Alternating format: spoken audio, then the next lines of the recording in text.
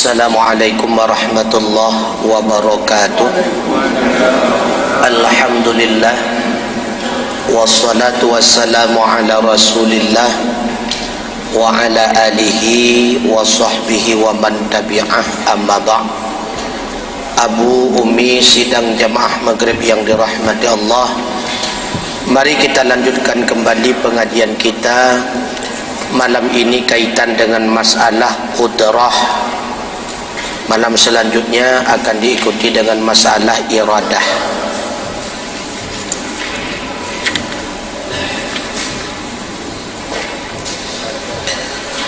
Bismillahirrahmanirrahim.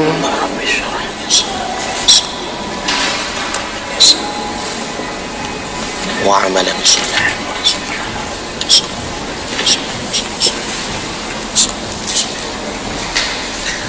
Sad wahiyal qudratu wal iradatul muta'alliqatani bi jami'il mumkinati. Dan bermula dianya sifat ma'ani itu qudrah dan iradah yang berta'alluq keduanya dengan sekalian mumkinat. Qudrah, iradah bahagian daripada sifat ma'ani, sifat yang benar-benar maujud dan benar-benar tetap pada diri zat. Itu sifat ma'ani. Maka yang pertama tergolong kepada sifat ma'ani adalah qudrah, yang kedua adalah iradah. Kedua sifat ini ta'alluq dengan segala mungkinat. Tidak ada ta'alluq dengan yang wajib dan tidak ada ta'alluqnya dengan yang mustahil. Shin ai artinya wasifatul ma'anil qudratu wal iradatu ila akhiriha. Dan bermula sifat ma'ani itu qudrah dan iradah hingga kepada akhirnya. Apa itu qudrah?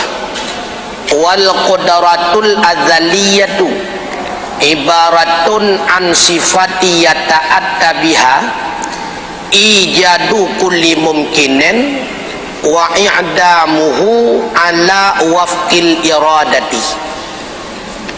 Dan bermula qudrah yang azali itu ibarat daripada sifat yang berakibat dengan sebabnya sifat oleh ijad tiap-tiap mungkin dan oleh i'damnya tiap-tiap mungkin ala wafqil iradati, di atas persetujuan iradah. Qudrah yang kita maksudkan adalah qudrah yang azali, qudrah Allah. Apa itu qudrah?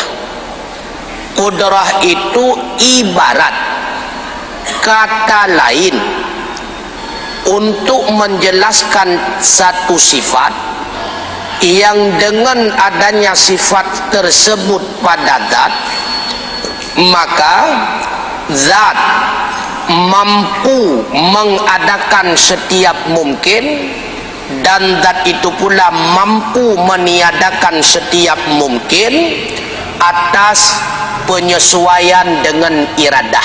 Artinya apa yang dikehendak oleh iradah itulah yang dilakukan oleh qudrah. Bila mana iradah menghendaki mengadakan, maka diadakan oleh qudrah. Bila mana iradah menghendaki kepada meniadakan, maka ditiadakan oleh qudrah. Fal azaliyatu ihtiradun anil hadisati fala ta'thira laha fi ma qaranaha.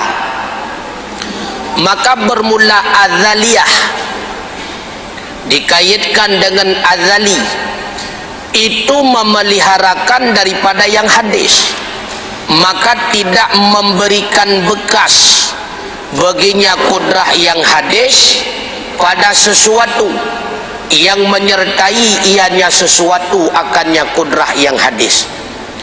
Beda kudrah azali dengan kudrah hadis. Dengan kudrah yang ada pada diri makhluk, kudrah azali mampu mengadakan sesuatu yang belum ada dan mampu meniadakan sesuatu yang telah ada, atau meniadakan sesuatu yang belum ada agar tidak ada. Sedangkan kudrah hadis, yaitu kudrah makhluk, hanya sebatas melahirkan wujud sebab. Tidak mampu kudrah hadis, kudrah makhluk mewujudkan hasil daripada akibat. Bagaimana maksud? Ada tak uraikan lep. Wa makna yata'atta biha, dan bermula makna yata'atta selagi mendatangkan ia dengannya kudrah, ai artinya yatahassalu biha ijadu kulli mumkinin, memperhasilkan ataupun menghasilkan dengan sebabnya kudrah oleh menjadikan tiap-tiap mungkin. Yang dimaksud di dalam ta'rif, dalam definisi yata'atta biha, apa maksud yata'atta? Yatahassalu, dengan adanya sifat kudrah pada zat, maka zat mampu menghasilkan. Apa yang dihasilkan? Bisa saja ijad, menghasilkan wujud benar-benar ada, ataupun i'dam, menghasilkan tiada benar-benar tiada. Wal ijadu, apa yang dimaksud dengan ijad? Dan bermula ijad, ikhrajul mumkini minal adami ilal wujudi, itu mengeluarkan mungkin daripada tiada kepada ada. Itu ijad namanya. Ijad beda dengan wujud. Kalau ijad, sesuatu yang memang tidak pernah ada, karena ada yang mengadakannya sehingga jadilah dia ada. Itu ijad namanya.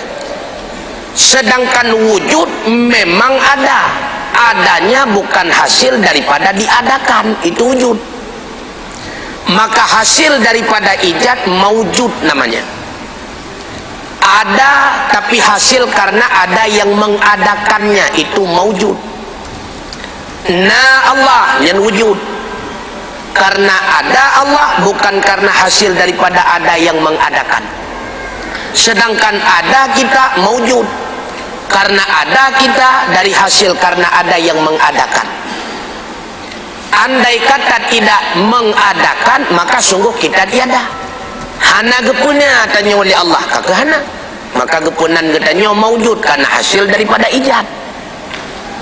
Wa kullu mumkinan, dan bermula tiap-tiap mungkin. Apa itu yang dimaksudkan? Yang dimaksud dengan mungkin, ia tanawwalu af'alanal ikhtiyariyata kaharkatina wa sakanatina wa yatanawwalu ma lahu sababun kal ihrakil mawjudi inda mumasatin nari syai'al muharriqa wa ma la sababalahu ka khalqis samai wal ard.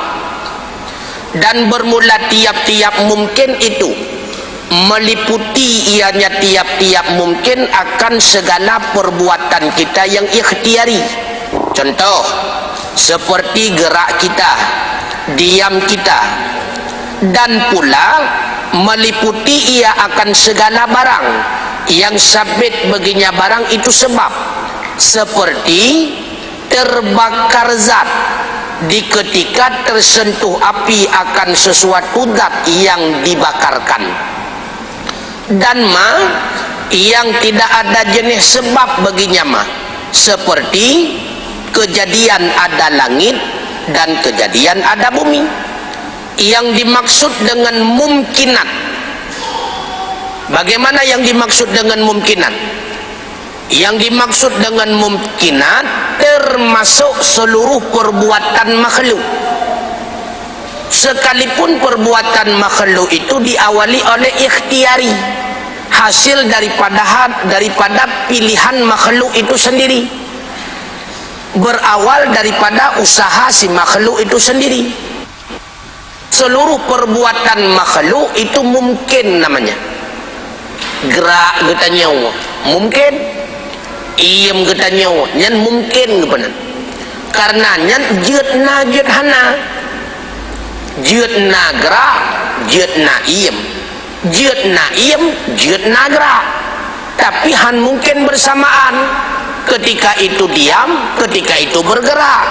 Maka yang dimaksud dengan mungkin, boleh terjadi salah satu keadaan di dalam waktu yang berbeda-beda, yang mungkin benar. Maka termasuk pula dalam kategori mungkin terbakar sesuatu dengan sebab tersentuh api. Itu mungkin. Kenapa mungkin? Karena bisa saja tidak terbakar sekalipun tersentuh dengan api. Terpotong sesuatu dengan sebab tersentuh pisau tajam, itu mungkin. Karena bisa saja terputus, bisa saja tidak, sekalipun tersentuh dengan pisau tajam. Dan mungkin mendung kepenan. Bahkan termasuk dalam kategori mungkin sesuatu yang tidak didasari daripada sebab. Contoh, ada bumi, apa sebab nak bumi? Hana sebab. Menyena anak jelah, apa sebab nak anak? Nama ngayah. Na bumi tak sebab hana, na langit pun sebab hana, tapi mungkin. Karena langit dan bumi boleh ada, boleh tidak boleh tidak ada.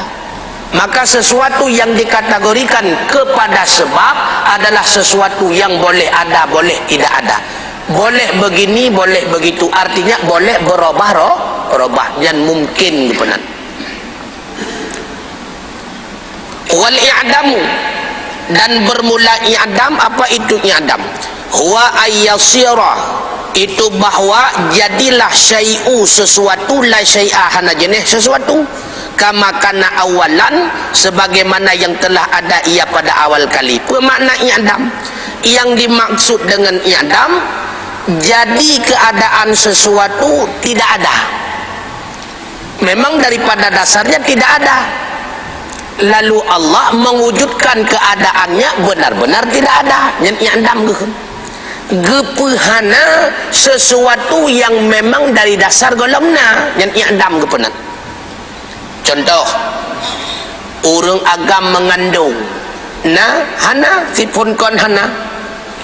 Maka yang pehana sama sekali terjadi urang agam mengandung karena memang hanjutna, sawa pehana Allah. Maka pakan hana urang agam yang mengandung karena hana gepuna. Pakan hana gepuna memang hanjutna. Pakan hanjutna karena menurut alimallahu anjat, menurut ilmu Allah yang demikian itu tidak boleh ada. Maka tidak ditaksiskan oleh iradah kepada ada. Karena tidak ada, makanya kudrah pun tidak pernah mewujudkannya sehingga menjadi ada. Yang i'dam gepehana sesuatu yang memang pada hakikatnya hanjutna, yang i'dam gepenan. Wa hadza ala madhhabil mukhtar, dan bermula ini itu didasari di atas madhab yang dipilihkan, itulah Asy'ariyah. Dan bermula makna ala wafqil iradah, yang dilakukan oleh kudrah berdasarkan di atas kesepakatan, penyesuaian, kecocokan daripada iradah. Apa maksudnya? Annallaha ta'ala la yakhluqu wa yujidu biqudratihi illa ma arada ay illa ma khassasahu bi iradatihi, bahwa sungguh Allah Ta'ala itu tidak menjadikan ia dan tidak pernah mewujudkan ia dengan kudrahnya Allah kecuali sesuatu yang telah mengiradah ianya Allah. Artinya kecuali sesuatu yang telah ditaksiskan ianya Allah akannya sesuatu dengan iradahnya. Maksud Allah melakukan sesuatu dengan kudrahnya berdasarkan penyesuaian iradah, artinya apapun yang dilakukan oleh Allah Ta'ala dengan kudrahnya, apakah menjadikan atau meniadakan, semuanya itu sesuai dengan taksis yang telah ditentukan oleh iradah. Kampung kah? Kampung kah? Buka jino terpegah tu putra yang gede pegah ini. Yang pertama, musannif ingin memberitahu kepada kita yang bahwa qudrah itu ada dua ta'alluq. Apa itu ta'alluq? Menuntut sifat kepada zat agar zat itu mewujudkan sesuatu yang lebih. Itu ta'alluq namanya. Ketika itu sifat qudrah ba'dat Allah dituntut le sifat qudrah kepada zat Allah supaya zat tersebut menciptakan sesuatu ataupun tidak menciptakan sesuatu. Itu ta'alluq namanya. Bahwa itu sifat iradah ba'zat dituntut le sifat tersebut kepada zat agar zat itu menetapkan sesuatu ataupun tidak menetapkan sesuatu. Nyan ta'alluq benar. Maka ta'alluq qudrah ada dua.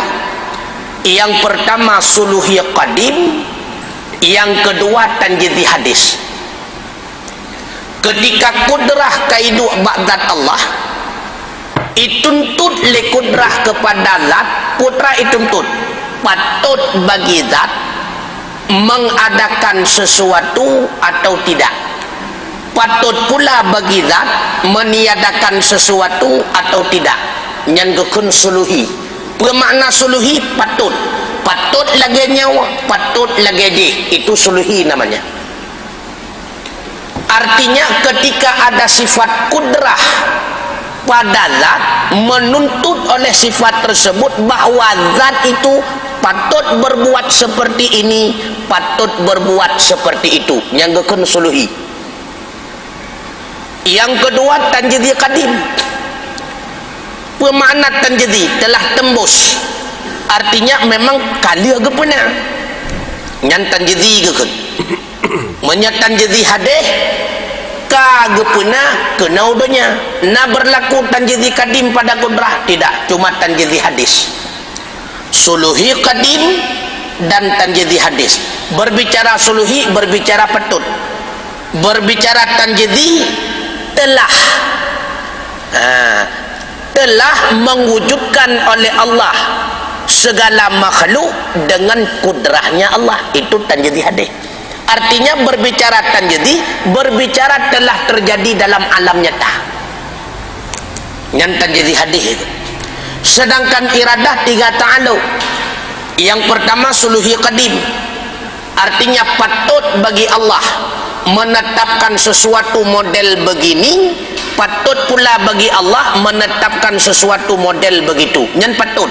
Lagi contoh, patut bagi Allah gejadikan sirada urang dalam keadaan inang atau dalam keadaan agam, dalam keadaan putih atau dalam keadaan hitam, dalam keadaan atau dalam keadaan penyang, dalam keadaan gasin atau dalam keadaan kaya. Itu suluhi qadim. Patut. Sedangkan tanjidhi qadim, Allah telah menetapkan. Tanjidhi qadim, iradah tanjidhi qadim, berarti Allah telah memilih. Allah telah memilih bahwa seseorang tersebut keadaannya perempuan, ataupun seseorang tersebut keadaannya kulit hitam, seseorang tersebut keadaannya hidup fakir. Yang kalian kepilih oleh Allah, tapi dalam wujud dalam alam nyata. Sedangkan tanjidhi hadis, hasil pilihan Allah wujud dalam alam nyata karena diwujudkan oleh kudrah. Hasil pilihan dalam tanjidhi qadim jina kagak wujudkan di Allah dalam alam nyata dengan beriringan perbuatan kudrah. Yang pelahe kena udunya lagi pilihan dalam ketetapan Allah tanjidhi qadim, so pelahe kudrah. Nyan gekun kamu sapat kudrah tanjidhi hadis beserta dengan iradah tanjidhi hadis. Kampung ka ada juga di kabeh ka ukeun Allah bentuknya sekilas. Jadi malam Sabtu ke tabahan lo matanya lo merumpok nyo golon tak baca mentemu pegah ukeun tu na tak baca tak pegah lo ka yang perle menau kudrah didefinisikan kudrah oleh musannif dengan bahasa ibaratun an sifatin yata'atta biha ijadu kulli mumkinin au i'adamuhu ala wafqil iradah. Setiap menjelaskan sesuatu mesti diawali dengan pengertian terlebih dahulu. Hino pembicaraan getanyo masalah kudrah, payah pegah ilek kudrahnya putrah. Mahan bingung urun ingo. Apa itu kudrah? Dalam bahasa Indonesia dinamakan dengan definisi, pegah definisi ilek. Menyadalamkan dengan qaul syarih. Artinya satu untaian kata menjelaskan apa yang perlu dijelaskan, qaul syarih. Dalam istilah usul dinamakan dengan ta'rif. Apa itu ta'rif? Ta'rif adalah teknik menjelaskan sesuatu yang sedang dijelaskan. Teknik menjelaskan sesuatu yang sedang dijelaskan tujuan ya, untuk memperoleh pemahaman yang lebih jelas. Baik menjelaskan itu dengan tulisan ataupun menjelaskan itu dengan lisan. Itu arti daripada ta'rif ataupun definisi. Apa itu definisi? Dalam ilmu mantik, definisi itu didefinisikan kembali. Apa itu definisi? Menjelaskan sesuatu yang sedang dijelaskan untuk memperoleh pemahaman yang lebih jelas, baik itu secara lisan ataupun ta'rif gitu. Maka ta'rif secara umum terbagi tiga. Tak pernah ilmu mantik bejut.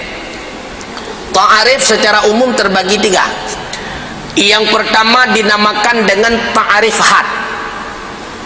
Yang dimaksud dengan ta'rif had, dalam ta'rif tersebut tersusun. Yang pertama jenis, yang kedua tersusun dengan jenis fasal. Tersusun ta'rif tersebut dengan jenis dan fasal. Contoh mahampum tu, al insanu huwa hayawanun natiqun. Manusia, apa itu manusia? Manusia adalah hewan yang mampu berfikir. Mendefinisikan manusia dengan hewan yang dapat berfikir. Hayawan itu jenis, karena makhluk itu ada beberapa jenis. Ada jenis hewan, ada jenis tumbuhan. Maka hayawan itu termasuk jenis makhluk hidup, hewan dan tumbuhan. Siapa itu manusia? Hayawan. Berarti menta'rifkan manusia yang pertama dengan lafaz jenis. Yang kedua fasal, natiqun. Apa itu fasal? Tertentu pada si hewan tersebut, tidak ada pada hewan yang lain. Manusia adalah hewan natiqun, hewan yang dapat berfikir. Yang gekun dengan ta'rif secara had.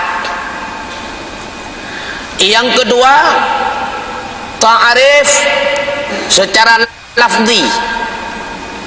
Yang dimaksud dengan ta'rif secara lafzi, menjelaskan sesuatu dengan lafaz yang muradif, dengan lafaz yang sinonim, istilah bahasa Indonesia.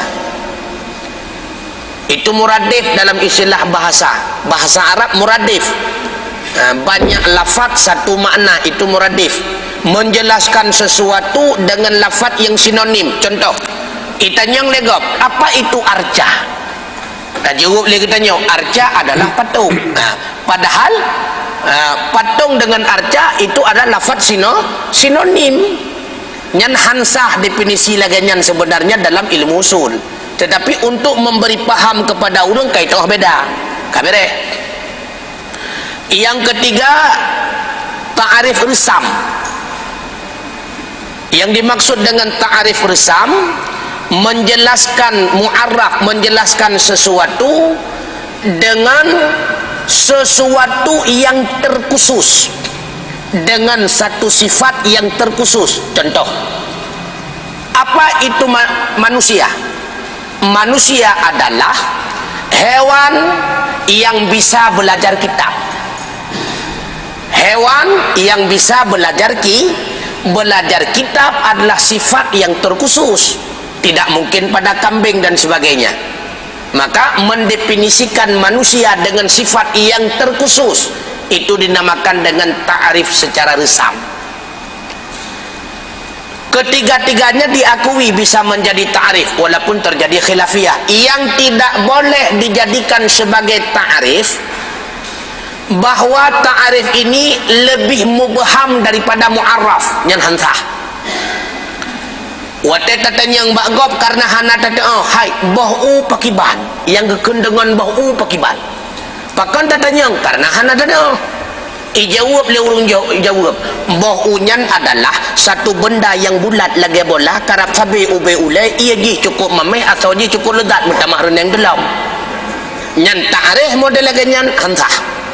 Karena tujuan ta'arif adalah menjelaskan mu'arraf. Maka yang jadi masalah, dita'arifkan kudrah dalam kitab Hudhudi bukan ta'arif secara had, tetapi dita'arifkan kudrah dalam kitab Hudhudi dita'arifkan secara resam. Kenapa dita'arifkan secara resam? Karena sifat kudrah yang asli yang berdiri pada zat Allah tidak ada yang tahu. Makanya dita'arifkan secara resam, artinya menjelaskan sifat ini hanya sebatas berbeda dengan sifat makhluk.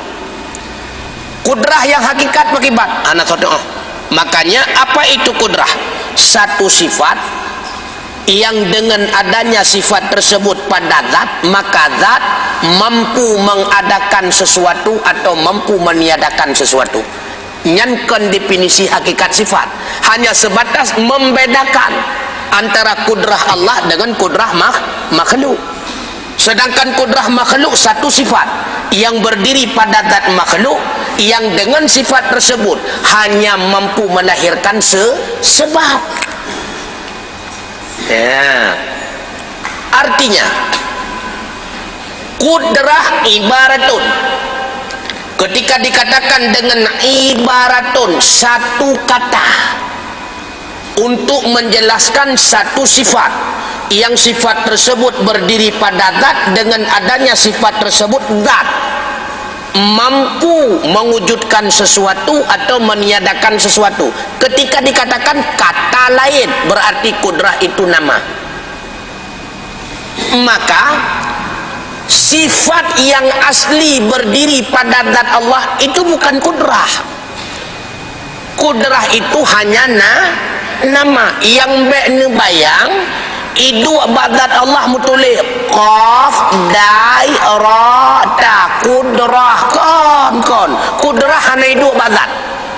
Kudrah itu nama yang tu badat Allah tu sifat yang dengan adanya sifat tersebut pada zat, maka zat mampu mengadakan atau meniadanya yang hidup badat. Kudrah hanya dua badat. Contoh, panjang. Panjang itu bukan sifat.